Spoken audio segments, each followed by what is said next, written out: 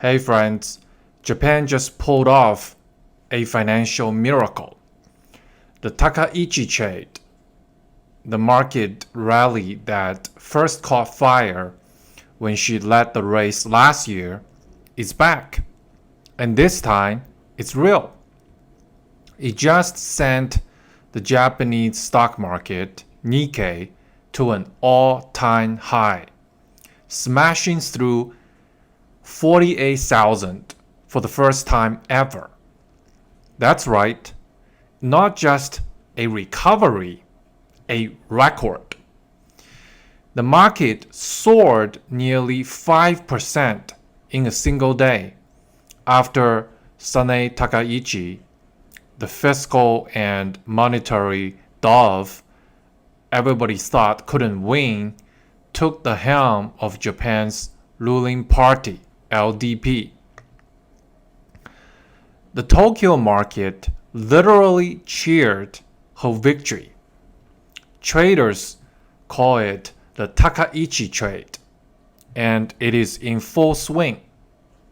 So after 35 long years, 35 years, Japan has done what almost everyone thought was impossible. It has buried the ghost of 1989 and rewritten the playbook of global investing, especially when it comes to Asia. Because this isn't just a market rally. It is the clearest sign yet that global capital has chosen a new home. And it's not Beijing, it's Tokyo. Now, to understand why this breakout matters, you have to understand what Japan just escaped. For several decades, Japan was the poster child of stagnation, deflation, aging demographics, zombie banks, companies hoarding cash like squirrels, boards ignoring profitability, shareholders treated like dirt. The Widowmaker trade became legendary because betting on Japanese growth was a death sentence for your portfolio. So what changed? Well, number one, deflation is dead. The BOJ, the Bank of Japan, officially declared the end of deflation. That's not just a technicality. It is a psychological turning point. Investors spent years terrified that no matter what they did, prices would never rise in Japan. And that era is over. And more spending and more liquidity from the BOJ are pushing prices and confidence and the stock market higher. And for the first time in decades, the cycle is turning upward. And number two, corporate reform is real. For the first time in decades, Japanese companies are being forced to focus on shareholder return, on equity, shareholder value. The Tokyo Stock Exchange is demanding action from the underperformers. And activist investors who used to be laughed at in Japan are now reshaping the corporate boards. And it's working. Companies have been buying back shares, raising dividends, and finally unlocking trillions in debt capital. And number three, political clarity on the new leadership. Just as the market broke records, Sanae Takaichi took the helm of the Liberal Democratic Party, effectively Japan's next prime minister. And her message to the world is crystal clear. Japan is done apologizing for its strengths. Takaichi really represents a new era for Japan. one of unapologetic confidence, stronger national defense, and economic sovereignty. She's pro-innovation, pro-market, and importantly, unafraid to challenge Beijing. And in a world where China is closing its doors, Japan is slowing them wide open. Her win sends a powerful message and signal to global investors that Japan isn't just back. It's ready to lead Asia again. And look at the timing. In China, Xi Jinping is crushing the private sector, scaring foreign executives with arbitrary arrests, suffocating the tech firms, and burying the property sector under trillions and trillions of debt. In Japan, the new leadership is rewarding long-term shareholders, strengthening national security, and aligning with global democracies. It's like night and day. In China, you invest and risk getting your intellectual property stolen and becoming a hostage, literally. In Japan, you invest and the government thanks you for bringing your precious capital. And this is why Warren Buffett isn't in Shenzhen buying xiaolongbao dumplings. He's in Tokyo buying trading houses. And capital always asks two basic questions. Where can I grow? And where can I be safe? China just lost both answers. Japan just gained them.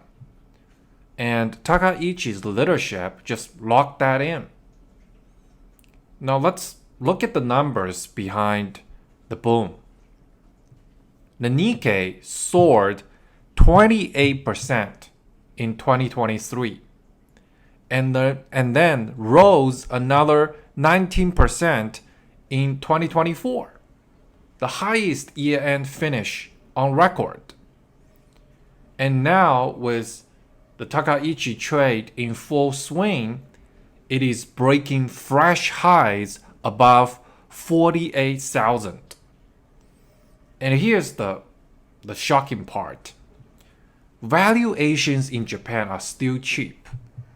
Nearly half of listed companies in Japan trade at a PE ratio below 15. Now compared to the US, which is quite fully priced in my opinion, only 13% of companies in the US are that cheap.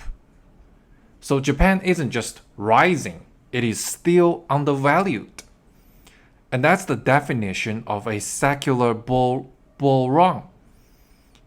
And it's not just about stocks. The Japanese yen has been hammered for years, making Japanese assets cheap in US dollar terms. So if the yen strengthens as the Bank of Japan normalizes policy, foreign investors could enjoy a double windfall. Stock gains, right? Plus the yen appreciation. So this isn't just a Japan is back story. It is the re-anchoring of global capital. For the past 20 years, China was the darling on Wall Street, the only must-have Asian allocation. That era is over. The trust is broken. You couldn't build a pension fund strategy on a country that can rewrite laws overnight and wipe out trillions in market cap. Japan offers the opposite. Rule of law, functioning democracy, corporate governance reforms, cheap valuations, and now political leadership ready to stand tall. So for global investors, that combination is gold. And that is why the big institutions are piling in, led by the legendary Warren Buffett.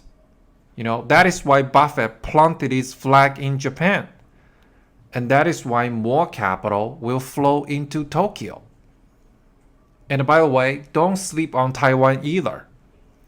While China is crumbling, Taiwan is proving itself as more than just, TSMC. Taiwan is a resilient, tech-driven democracy that knows how to execute. Capital leaving China isn't just fleeing from something. It is fleeing to something. And Japan and Taiwan are the obvious winners. Now, let's connect the dots. So as I said many times, China is in slow motion collapse, debt imploding, property market dying, demographics shrinking rapidly, entrepreneurs and rich people fleeing. Xi is trying to plug the holes with hypernationalism. But you know what? Capital doesn't buy propaganda. Capital buys safety and investment returns. Japan, under new leadership, is the flip side. A country once written off as finished. Now it is the comeback story of the decade. For patient investors, this isn't just, a rally. It is a fundamental structural realignment. And here's basic formula for the next decade of investing. Short China, out of China, into Japan, with Taiwan as your growth kicker. This isn't a slogan. This is how global capital is already moving, and it will only accelerate. And the only question is, are you moving with it? Are you moving with the trend? Or still clinging to the corpse of the China miracle?